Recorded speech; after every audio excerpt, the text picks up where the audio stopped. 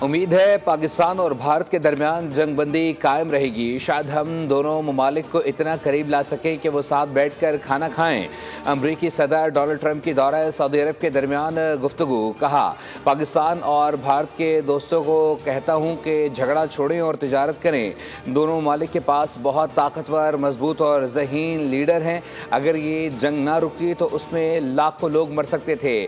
امریکی صدر ٹرمپ نے سعودی عرب میں ترقیاتی کاموں کی تعریف کرتے ہوئے کہا کہ ریاض دنیا کا دارالحکومت بنتا جا رہا ہے۔ امریکہ اور سعودی عرب کے درمیان تعلقات پہلے سے کہیں زیادہ مضبوط ہیں۔ پاکستان اور بھارت کے درمیان جنگ بندی پر خوشی ہے۔ ہم نے کشمیر میں دہشت گرد حملے اور پاکستان پر میزائل حملوں پر واضح موقف دیا۔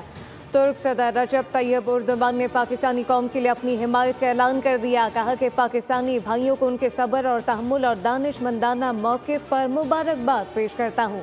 گزشتہ روز وزیر اعظم ہاؤس میں ترکیہ کے سفیر عرفان نصیرولو سے ملاقات کے دوران شہباز شریف نے پاکستان کے ساتھ اظہار یکجہتی اور صدر رجب طیب اردوغان کا شکریہ ادا کیا۔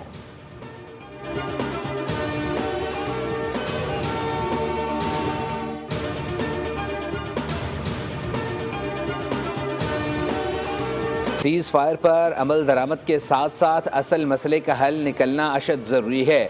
پاکستان اور بھارت میں اصل مسئلہ جموں کشمیر ہے۔ امریکہ میں پاکستانی سفیر رضوان سعید شیخ کا ترک نشریاتی ادارے کو انٹرویو۔ کہا، حالیہ کشیدگی میں کمی لانے پر امریکی قیادت کی مسلسل کوششوں کے شکر گزار ہیں۔ ہم امن پسند قوم ہیں، خطے کی 1.5 ارب آبادی کے مفادات کو مقدم رکھتے ہیں۔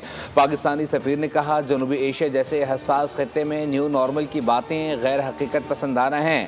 نیو نارمل کا کوئی بھی حوالہ بذات خود اب نارمل ہے۔ ایسے بیانات سے گریز کرنا چاہیے۔ پاکستان کا بھارتی ہائی کمیشن کے اہلکار کو ناپسندیدہ شخصیت قرار دے کر ملک چھوڑنے کا حکم۔ بھارتی ہائی کمشنر کو دفتر خارجہ طلب کر کے پاکستان کے فیصلے سے آگاہ کیا گیا۔ ترجمان کے مطابق بھارتی اہلکار کی سرگرمیاں سفارتی حیثیت کے منافی تھیں۔ متعلقہ اہلکار کی سرگرمی پر پاکستان کو شدید تحفظات تھے۔